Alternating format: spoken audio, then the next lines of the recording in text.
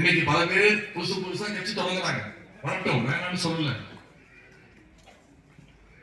கட்சியினுடைய புதுசா வருகின்ற தலைவருடைய புது தலைவர்களுக்கே அங்க வரலாறு கிடையாது.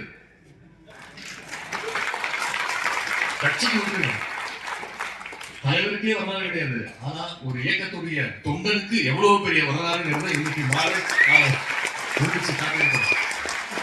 2026 நம்முடைய கழக கூட்டணி மீண்டும் வெற்றி பெற வேண்டும். நிச்சயம் வெற்றி பெறும்.